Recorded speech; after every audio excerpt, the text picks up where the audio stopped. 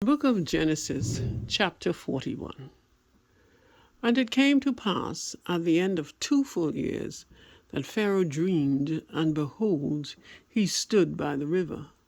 And behold, there came up out of the river 7 well-favored kine and fat-fleshed, and they fed in a meadow.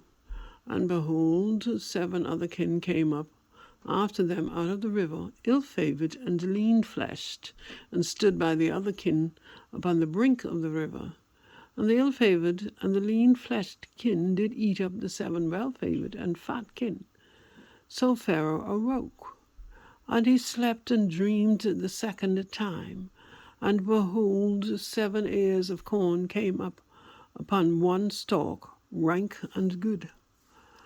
And behold, 7 thin ears, and blasted with the east wind, sprung up after them. And the 7 thin ears devoured the 7 rank and full ears. And Pharaoh awoke, and behold, it was a dream. And it came to pass in the morning that his spirit was troubled. And he sent and called for all the magicians of Egypt, and all the wise men thereof.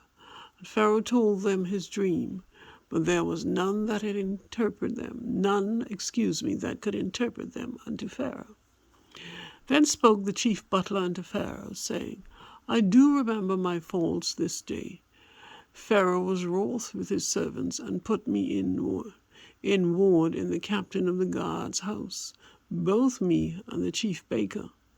And we dreamed a dream in one night, I and he.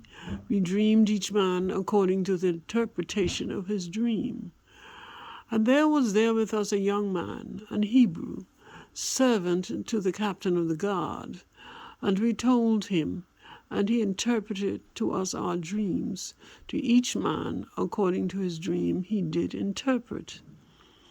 And it came to pass, as he interpreted to us, so it was. Me he restored unto mine office, and him he hanged. Then Pharaoh sent and called Joseph, and they brought him hastily out of the dungeon. And he shaved himself, and changed his raiment, and came in unto Pharaoh.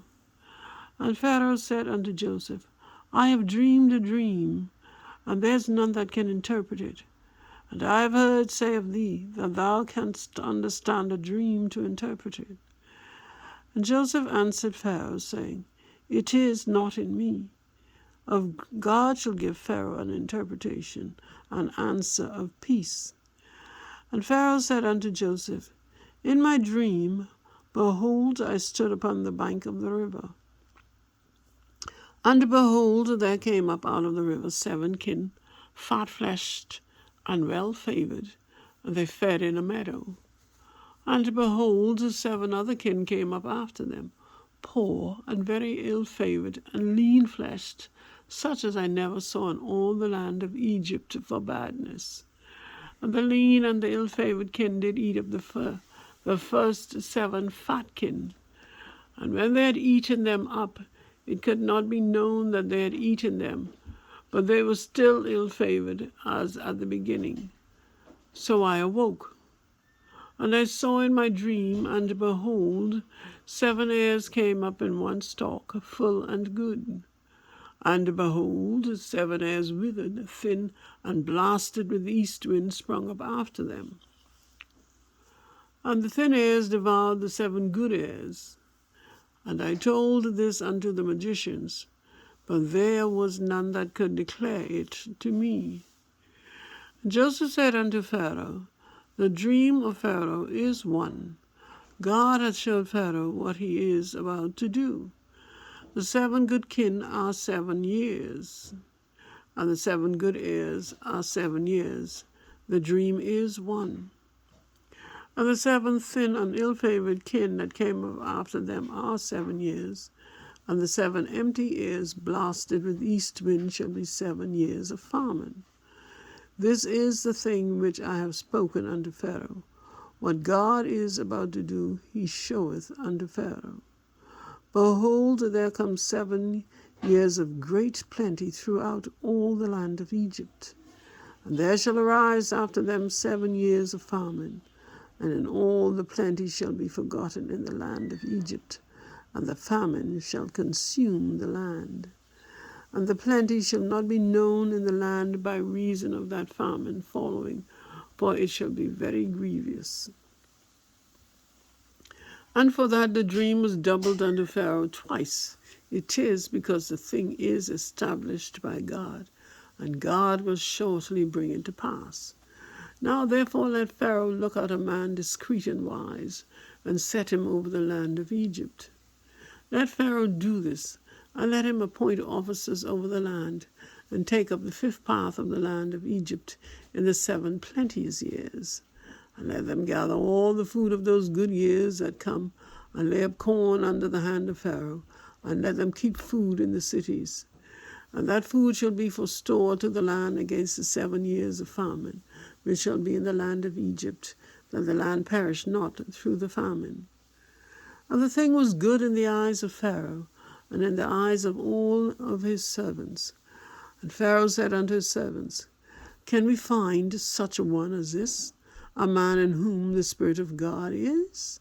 And Pharaoh said unto Joseph, Forasmuch as God hath showed thee all this, there is none so discreet and wise as thou art. Thou shalt be over my house, and according unto thy word shall all my people be ruled. Only in the throne will I be greater than thou. And Pharaoh said to Joseph, See, I have set thee over all the land of Egypt.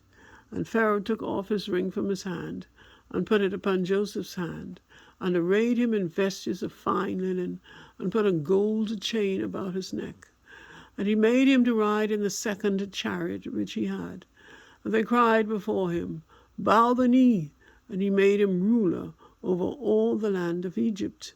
And Pharaoh said unto Joseph, I am Pharaoh, and without thee shall no man lift up his hand or foot in all the land of Egypt.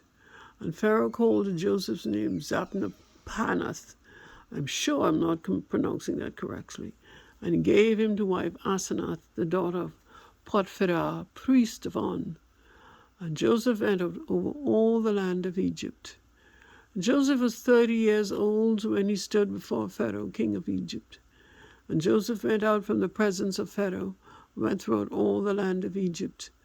And in the 7 plenteous years the earth brought forth by handfuls. And he gathered up all the food of the 7 years which were in the land of Egypt, and laid up the food in the cities, the food in the field, which was round about every city, laid he up in the same. And Joseph gathered corn as the sand of the sea, very much until he left numbering, for it was without number. And unto Joseph were born 2 sons before the years of famine came, which Asenath, the daughter of Potiphar, priest of On, bore unto him. And Joseph called the name of the firstborn Manasseh, for God said, He hath made me forget all my toil and all my father's house. And the name of the second called he Ephraim, for God hath caused me to be fruitful in the land of my affliction. And the 7 years of plenteous that was in the land of Egypt were ended. And the 7 years of dearth began to come, according as Joseph had said. And all the dearth was in all the lands, but in all the land of Egypt there was bread. And when all the land of Egypt was famished, the people cried to Pharaoh for bread. And Pharaoh said unto all the Egyptians, Go unto Joseph, what he saith to you, do. And the famine was over all the face of the earth. And Joseph opened all the storehouses, and sold unto the Egyptians. And the famine waxed sore in the land of Egypt. And all the countries came into Egypt to Joseph for to buy corn, because that the famine was so sore in all lands. This is an overview of the book of Genesis, chapter 41, whereby Pharaoh had dreamed a dream, and all of his magicians and prognosticators and all of those men of his could not interpret this dream. Then the butler, whom had interpreted a dream for Joseph, remembered Joseph and told it to Pharaoh. So Pharaoh sent for Joseph. Now, Watch Joseph's demeanor as he's sent for by Pharaoh.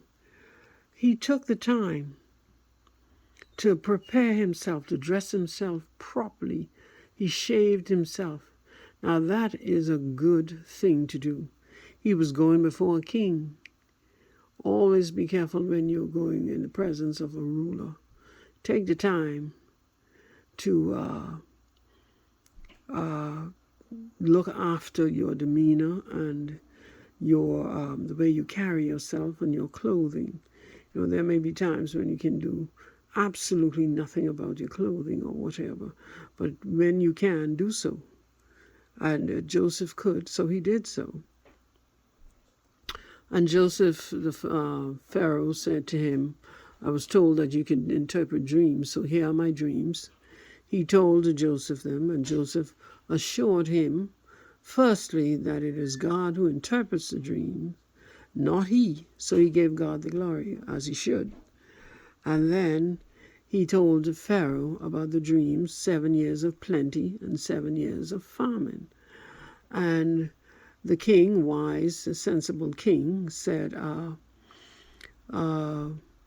okay. And Joseph said also to him, he not only interpreted the dream, but he also said to Pharaoh, he gave Pharaoh instructions on how to ensure that Egypt not suffer during those times of leanness or the times of 7 years of famine.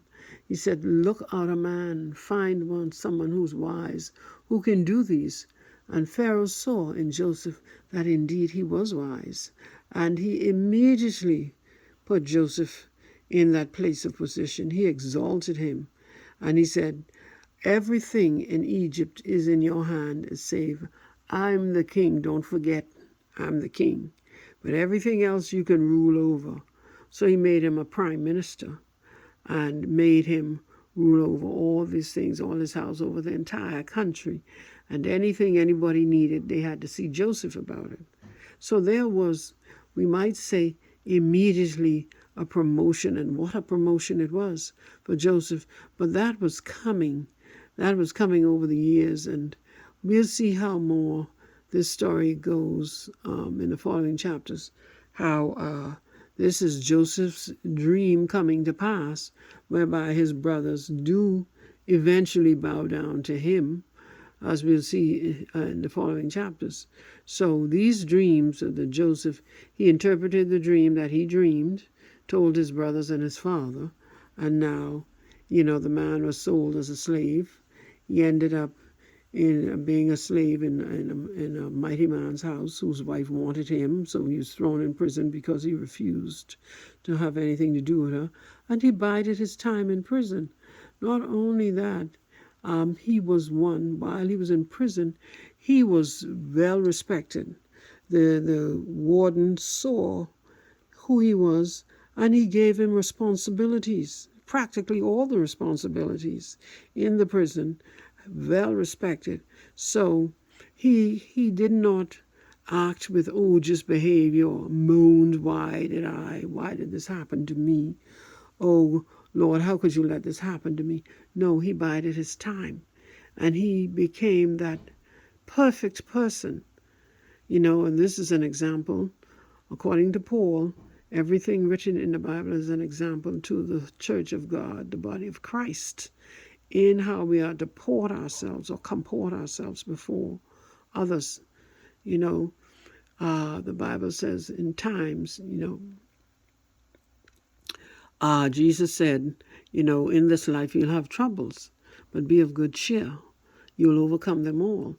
So while we're having troubles, we're to be of good cheer, and then we will overcome them all. So here was Joseph overcoming all of this that has happened to him, you know, being falsely accused, hated by his brothers for no reason, falsely accused by Potiphar's wife, thrown into prison. Now, I want you to understand, if Potiphar had truly believed that Joseph had tried to seduce his wife, Joseph would have been a dead man. He was not have been just put in jail. He would have been dead.